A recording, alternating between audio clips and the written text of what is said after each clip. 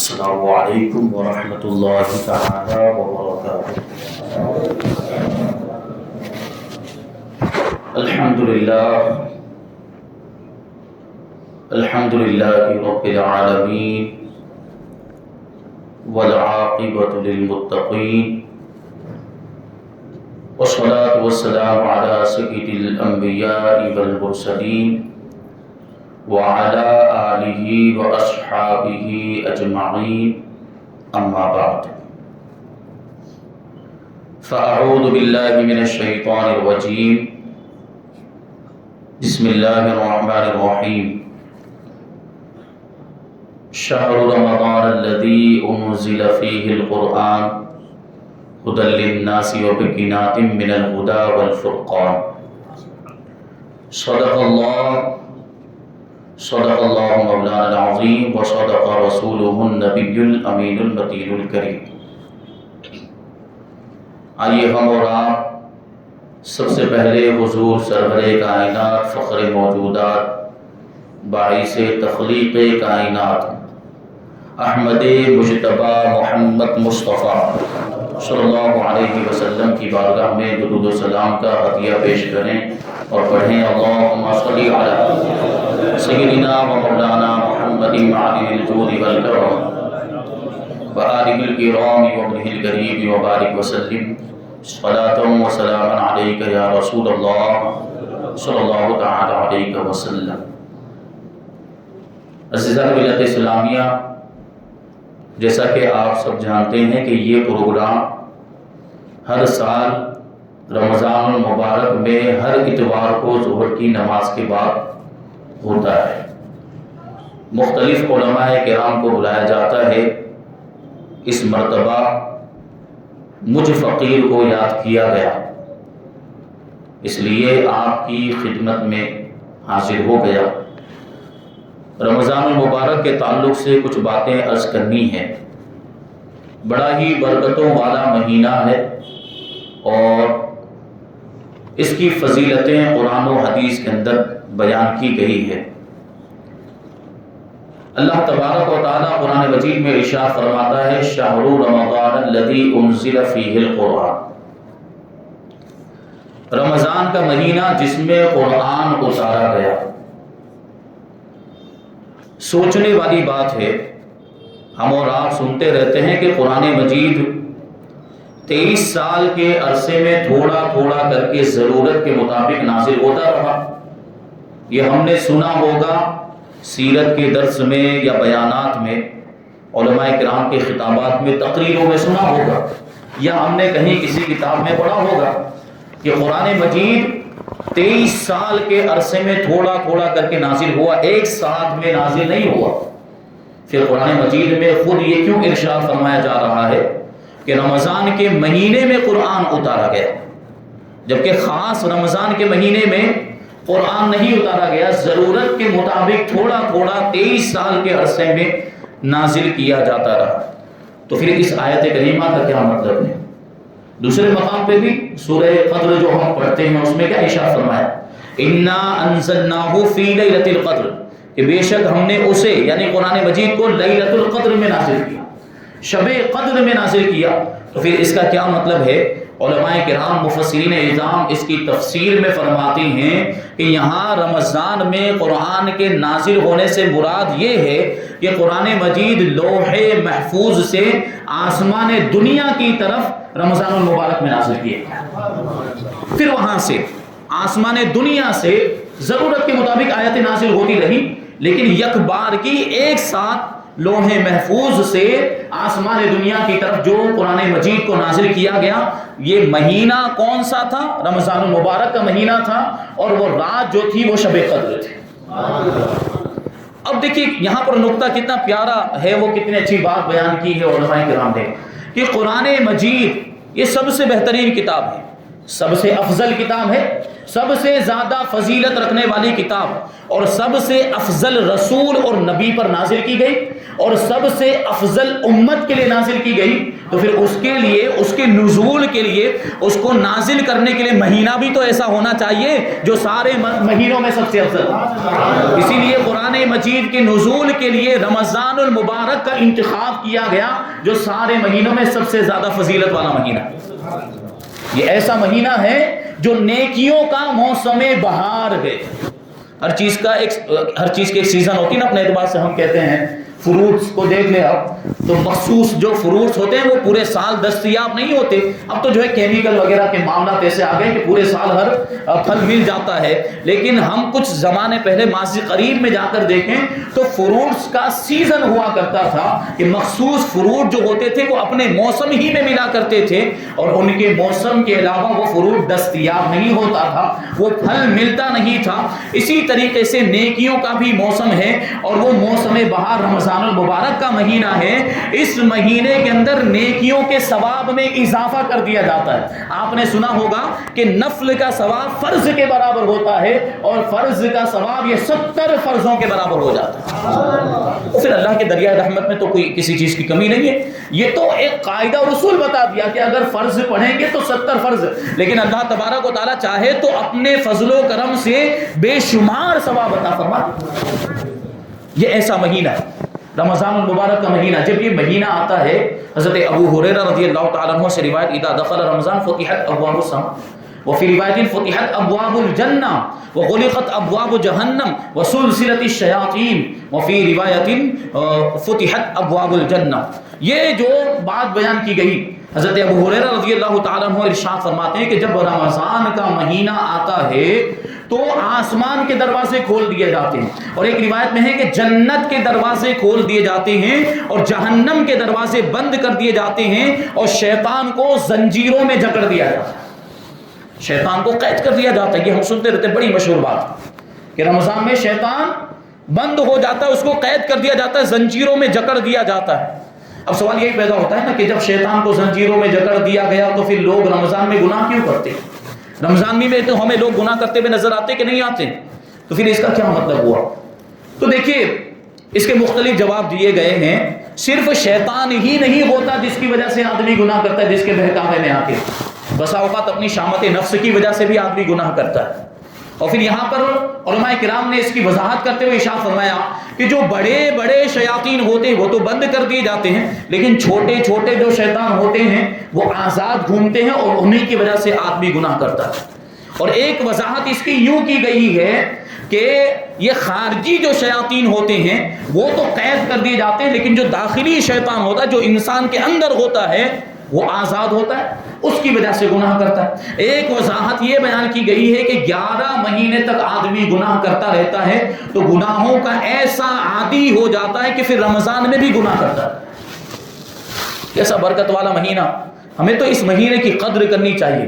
یہ مہینہ ایسا ہے جو رحمت اور بخشش کا مہینہ, ہم نے سنا ہے بار بار حدیث سنتے ہیں کہ پہلا عشرہ جو ہے وہ عشرہ رحمت ہے اور دوسرا عشرہ یہ عشرہ مغفرت ہے اور تیسرا عشرہ, ایک عشرہ کا مطلب 10 دن کا جو پیریڈ ہے, یہ تیسرے عشرے کے بارے میں فرماتے ہیں کہ رمضان المبارک کا تیسرا جو عشرہ ہے یہ جہنم سے آزادی کا عشرہ ہے.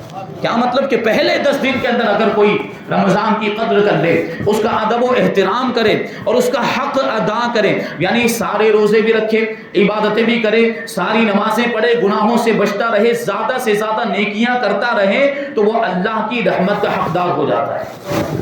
اور دوسرے عشرے کے اندر یہی کیفیت ہو اس کی, دوسرے عشرے کا بھی وہ حق ادا کرے تو پھر وہ اللہ کی طرف سے مغفرت کا حقدار ہو جاتا ہے. اللہ تبارک و تعالیٰ اس کے گناہوں کو معاف فرما دیا کرتا ہے. اب رحمت کا بھی حقدار ہو گیا, مغفرت کا بھی حقدار ہو گیا. اب تیسرے عشرے میں جب انسان داخل ہوتا ہے, مومن بندہ جب داخل ہوتا ہے اور تیسرے عشرے کا جب ادب و احترام کرتا ہے, اس کا حق ادا کرتا ہے, تو اللہ تبارک و تعالیٰ اسے جہنم سے آزادی کا پروانہ عطا فرما دیا. یہ ایسا مہینہ، ایسا برکت والا مہینہ، اس کے باوجود اگر آپ سوچیں اللہ تبارک و تعالیٰ کی رحمت ایسے متوجہ ہے، اللہ تبارک و تعالیٰ کی رحمت تو اپنے بندوں کو تلاش کرتی ہے۔ وہ جو ہم سنتے رہتے فارسی مقولہ رحمت حق بہانہ می جویت بہا نمی جویت، کہ اللہ کی رحمت اپنے بندوں کو بخشنے کے لیے بہانہ تلاش کرتی ہے، اس کا کوئی بدلہ تلاش نہیں کرتی۔ اللہ تبارک و تعالیٰ اپنے بندوں کو بغیر کسی بدلے کے، بغیر کسی عوض کے جہنم سے آزادی عطا فرماتا ہے۔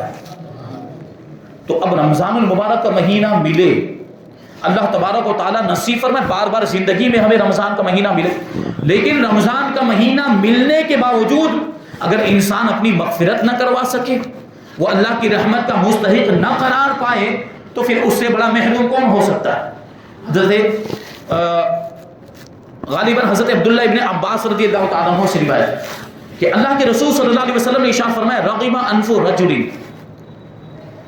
من ذکرت عنده ولم يصلي علیہ، کہ اس کی ناک خاک آلود ہو جائے، اس شخص کی ناک خاک آلود ہو جائے، یعنی وہ ذلیل و خوار ہو جائے، ہلاک و برباد ہو جائے۔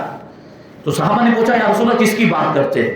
حضور نے ارشاد فرمایا وہ شخص جس کے سامنے میرا ذکر کیا جائے، میرا نام لیا جائے اور وہ مجھ پہ درود نہ پڑھے۔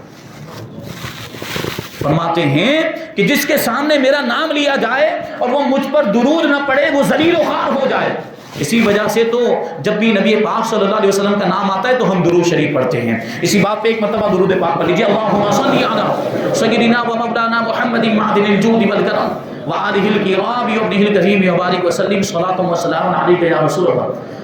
اللہ کے رسول صلی اللہ علیہ وسلم ارشاد فرماتے وَرَغِمَ أَنْفُ رَجُلٍ عِنْدَهُ أَبَوَاهُ أَوْ أَحَدُهُمَا فَلَمْ يَعْمَلْ فِي حَقِّهِمَا عَمَلًا يَدْخُلْ بِسَبَبِهِ الْجَنَّةَ، کہ وہ شخص ذلیل و خوار ہو جائے، اس شخص کی ناک خاک آلود ہو جائے جس کے پاس اس کے ماں باپ ہوں یا ان میں سے کوئی ایک ہو، اور ان کے حق میں وہ ایسا کوئی عمل نہ کرے جس عمل کے ذریعے سے وہ جنت میں داخل ہو جائے، یعنی ان کی خدمت نہ کرے، ان کو راضی کرنے کی کوشش نہ کرے، کیونکہ ماں باپ جو ہے یہ اولاد کے لیے جنت بھی ہے اور دوزخ کا سامان بھی ہے۔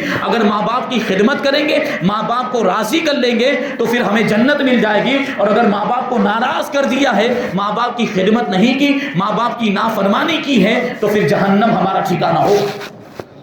پھر آگے اللہ کے رسول صلی اللہ علیہ وسلم کیا ارشاد فرماتے ہیں رغم انف رجل دخل علیہ رمضان وتم رمضان قبل ان یغفر له، کہ اس شخص کی ناک بھی خاک آلود ہو جائے، وہ شخص بھی ذلیل و خوار ہو جائے کہ جس پر رمضان کا مہینہ داخل ہوا، یعنی اس نے رمضان کے مہینے کو پایا، پھر رمضان کا مہینہ ختم ہو گیا اور اس کی مغفرت نہیں ہو پائی، یعنی اس کی بخشش ہونے سے پہلے ہی رمضان کا مہینہ گزر گیا۔ اللہ کے رسول کیا ارشاد فرماتے لأن رمضان شہر رحمت و مغفرت من اللہ تعالی، اس لیے کہ رمضان کا جو مہینہ ہے یہ اللہ تعالیٰ کی جانب سے رحمت اور بخشش کا مہینہ ہے۔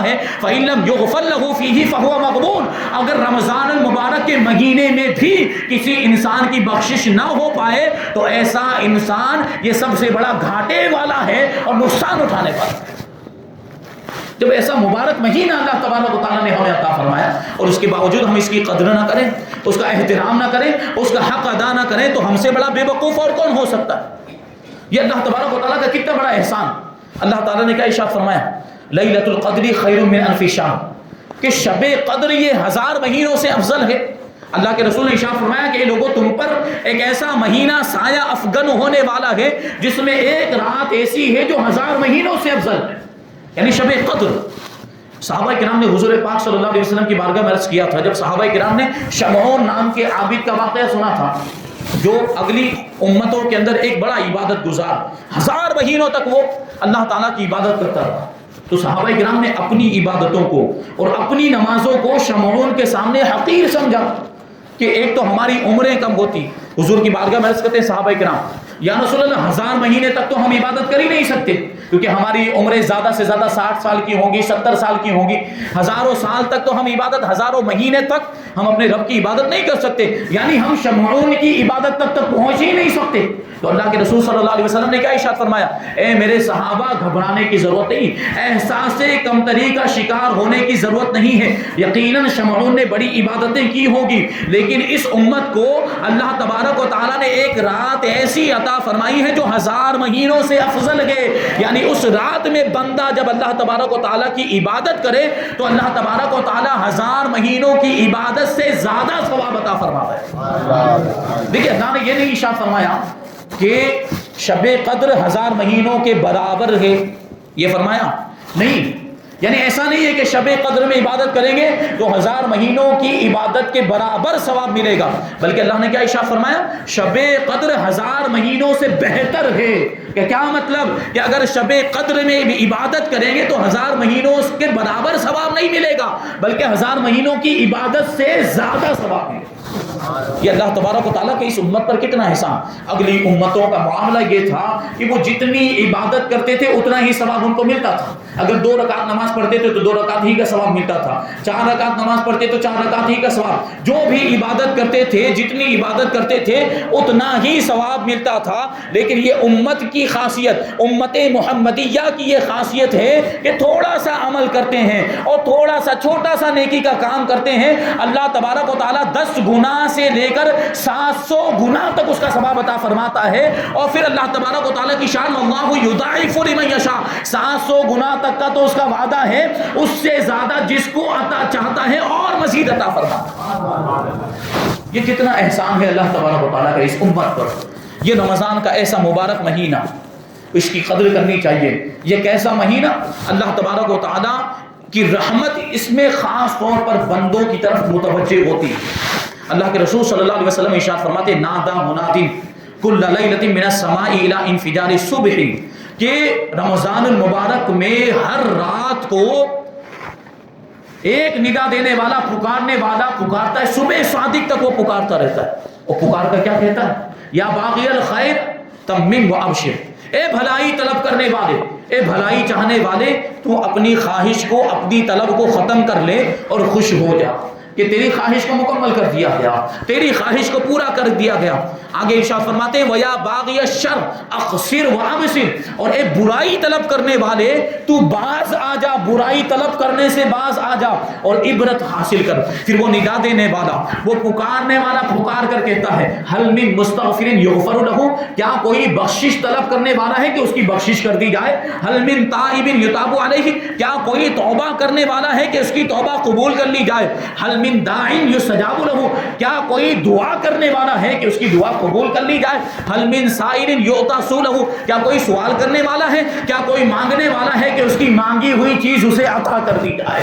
رمضان کی ہر رات میں اللہ کی طرف سے ندا کرنے والا یہ ندا کرتا ہے، پکار کر کہتا ہے، اگر کوئی مغفرت طلب کرنے والا ہے تو آج اس کی مغفرت کر دی جائے گی، اگر کوئی توبہ کرنے والا ہے تو اس کی توبہ قبول کی جائے گی، اگر کوئی دعا کرتا ہے تو اس کی دعا بھی قبول کی جائے گی، اگر کوئی دنیا کی چیز مانگتا ہے تو دنیا کی چیزیں بھی اسے عطا کر دی جائے گی۔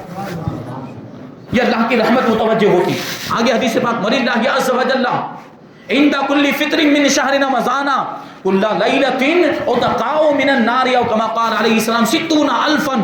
حضور پاک صلی اللہ علیہ وسلم ارشاد فرماتے ہیں، رمضان المبارک میں روزانہ افطار کے وقت اللہ تبارک و تعالی 60,000 گنہگاروں کو جہنم سے آزادی عطا فرما دیتا ہے۔ کتنے؟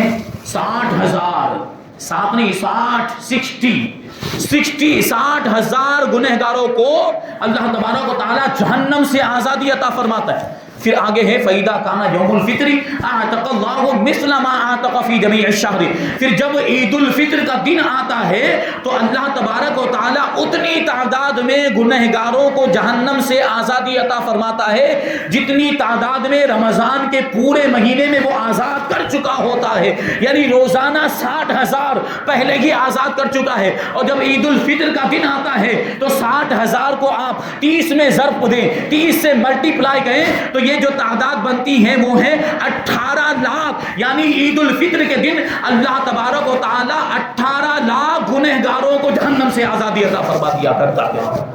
یہ ایسا برکت والا مہینہ، اور اس میں کتنی فضیلتیں، ہمیں اس کی قدر کرنی چاہیے۔ اللہ تبارک و تعالیٰ کا یہ احسان ہے کہ ہمیں رمضان جیسا مہینہ عطا فرمایا، تو ہمیں اس کا احترام کرنا، اس کے حق ادا کرنے کی کوشش کرنی چاہیے۔ اس کی اتنی ساری فضیلتیں بیان کی اللہ کے رسول صلی اللہ علیہ وسلم نے حدیثوں میں، اس کے باوجود کیا ارشاد فرماتے ہیں، لو تعلم امتی ما فی رمضان لتمنوا ان تکون سنۃ کلھا رمضان، کہ اگر میری امت کو پتہ چل جاتا، اگر میری امت کو معلوم ہو جاتا کہ رمضان میں کتنا ثواب ہے، رمضان کی کیا فضیلت ہے اور اس کا اجر و ثواب اگر حقیقی طور پر میری امت کو پتہ چل جاتا تو میری امت تمنا کرتی کہ کاش کہ یہ پورا سال ہی رمضان ہو، ایسا رمضان کا۔ کیوں؟ لأن الحسنۃ فیہ مجتمعہ، اس لیے کہ رمضان المبارک کے اندر نیکیاں جمع ہو جاتی ہیں۔ دیکھیں رمضان کے اندر آدمی نماز بھی پڑھتا ہے، رمضان میں روزہ رکھتے ہیں، روزہ رکھنے کا بھی موقع ملتا ہے، صدقات و خیرات بھی کیا جاتا ہے، زکوٰۃ بھی ادا کی جاتی ہے، غریبوں کی مدد بھی کرتا ہے آدمی، اور بھوکوں کو کھانا بھی کھلاتا ہے، اور ضرورت مند حاجت مند جن کے پاس کپڑے نہیں ان کے لیے لباس کا بھی انتظام کرتا ہے، اور ساری نیکیاں اس میں کی جاتی ہیں۔ اب حج تو نہیں کیا جا سکتا، حج کے لیے تو مخصوص ایام ہے، لیکن اس مہینے میں عمرہ کیا جاتا ہے، خانہ کعبہ کا طواف بھی کیا جاتا ہے، اور صفا و مروہ کے درمیان سعی بھی کی جاتی ہے۔ اس طرح اس مبارک مہینے کے اندر اللہ تبارک و تعالیٰ نے ساری نیکیوں کو جمع فرما دیا ہے، اور اللہ کے رسول صلی اللہ علیہ وسلم ارشاد فرماتے ہیں لأن الحسنۃ فیہ مجتمعہ، اس لیے کہ اس مہینے میں نیکیاں جمع کر دی جاتی ہے، والطاعات مقبولہ، اور جو بھی اطاعت کے کام کیے جاتے، جو بھی فرما برداری کے کام کیے جاتے وہ اللہ کی بارگاہ میں مقبول ہوا کرتے ہیں، والدعوات مستجابہ، اور جو دعائیں اس مہینے میں کی جاتی ہیں وہ دعائیں بھی قبول ہوا کرتی ہیں، والذنوب مغفورہ، اور گناہ اللہ تبارک و تعالیٰ بخش دیا کرتا ہے، والجنت مشتاقۃ لہم، اور جنت عبادت کرنے والے جو رمضان میں عبادت کرتے ہیں اور روزے رکھنے والے ہوں، جنت ان کی مشتاق ہوتی ہے اور جنت ان کی خواہش کیا کرتی ہے۔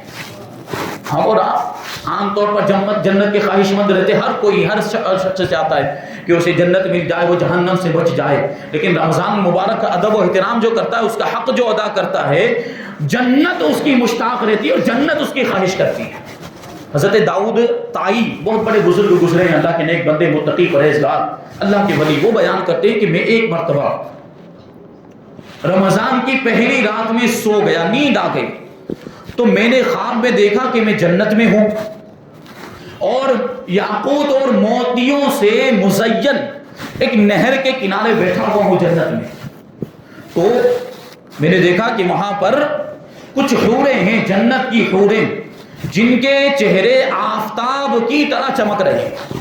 ان کے نور کا عالم یہ ہے کہ سورج کی طرح، آفتاب یعنی سورج کی طرح ان کے چہرے چمک رہے۔ یہ دیکھنا، یہ منظر میں نے دیکھا تو بے ساختہ میری زبان سے کلمہ طیبہ کا ورد جاری ہو گیا، لا الہ الا اللہ محمد الرسول اللہ صلی اللہ علیہ وسلم، یہ ورد جاری ہو۔ جب حوروں نے میرے کلمے کے پڑھنے کو سنا تو انہوں نے بھی کلمہ پڑھنا شروع کر دیا، انہوں نے بھی کلمے کا ورد کرنا شروع کر دیا۔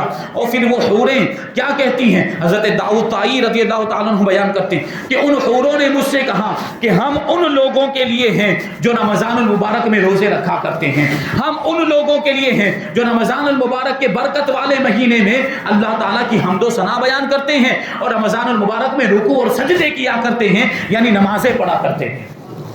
جنت، اللہ کے رسول صلی اللہ علیہ وسلم ارشاد فرماتے کہ جنت یہ چار لوگوں کی مشتاق رہتی، یعنی چار لوگوں کی خواہش کرتی۔ جنت خود کہتی ہے کہ یہ چار طرح کے لوگ مجھے دے دیے جائیں، یہ مجھ میں داخل کر دیے جائیں۔ پہلے نمبر پر قرآن کی تلاوت کرنے والے، قرآن کی تلاوت بھی ہمیں کرنی۔ رمضان المبارک یہ نزول قرآن کا مہینہ ہے، اس میں خاص طور پر ہمیں قرآن کی تلاوت کرنی ہے، اللہ تبارک و تعالیٰ اس کی برکتیں ہمیں عطا فرمائے گا۔ تو جو رمضان میں قرآن کی تلاوت کرتے ہیں اور ویسے بھی قرآن کی تلاوت کرتے ہیں، جنت ان کی خواہش کرتی ہے۔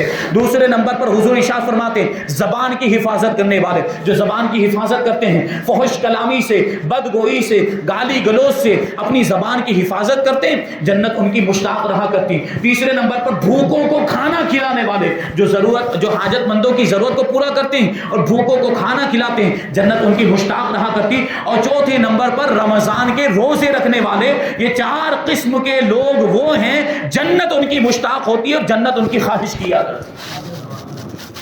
یہ ایسا مبارک مہینہ، برکت والا مہینہ اللہ تبارک و تعالیٰ نے ہمیں عطا فرمایا، اس کا ادب و احترام کرنا چاہیے۔ اس کے ادب و احترام کی برکتیں آپ دیکھیں، واقعہ مشہور آپ نے سنا ہوگا مجوسی کا واقعہ، آتش پرست، آگ کی پوجا کرنے والا مشرک تھا، لیکن دیکھیں اللہ تبارک و تعالیٰ نے رمضان کے احترام کے صدقے میں اس کو کیسی نعمت عطا فرمائی. ایک مرتبہ وہ بازار میں گیا تو کیا دیکھتا ہے کہ اس کا بیٹا بازار میں رمضان المبارک کے مہینے میں کھلے عام کھانا کھا رہا ہے. تو اس نے کیا کیا، مجوسی ہے، مسلمان نہیں ہے، آتش پرست، آگ کی پوجا کرنے والا، اس نے اپنے بیٹے کو ایک تماچا مارا سب سے پہلے تو، اور پھر کہا کہ رمضان المبارک کے مہینے میں برسر عام کھانا کھاتا ہے. تو وہ اس کا بیٹا پلٹ کے جواب دیتا ہے کہ ابا آپ بھی تو کھانا کھاتے ہیں رمضان میں، آپ تو روزہ نہیں رکھتے کیونکہ آپ مسلمان نہیں ہیں، آپ بھی کھانا کھاتے ہیں تو میں بھی کھانا کھا رہا ہوں، اس میں کیا فرق ہو گیا، اس میں کون سی بڑی بات ہو گئی. تو وہ جو مجوسی ہے وہ جواب دیتا ہے کہ یقیناً میں روزہ نہیں رکھتا، میں کھانا کھاتا ہوں لیکن مسلمانوں کے سامنے نہیں کھاتا، میں مسلمانوں کے سامنے نہیں کھاتا، بازار میں نہیں کھاتا، کیونکہ مسلمان روزہ رکھتے ہیں، اس وجہ سے میں ان کا احترام کرتا ہوں، رمضان کے مہینے کا احترام کرتا ہوں، اور رمضان کے مہینے کا احترام کرنے کی وجہ سے میں لوگوں کے سامنے نہیں کھاتا، گھر میں بیٹھ کر خفیہ طور پر چھپ کر مسلمانوں کے سامنے کھانا نہیں کھاتا، میں گھر میں بیٹھ کر کھانا کھاتا ہوں. اب کیا ہوا، یہ بات آئی گئی ہو گئی، اب اس کا انتقال ہو گیا. اس کے انتقال کے بعد بخارا کے ایک بزرگ شخص نے، اللہ کے ولی نے اس کو خواب میں دیکھا کہ وہ تو جنت میں ٹہل رہا ہے. دنیا میں کیا تھا، مجوسی، آتش پرست، آگ کی پوجا کرنے والا، اور کیا دیکھا کہ وہ جنت پہ ٹہل رہا. تو بزرگوں کو تعجب ہوا.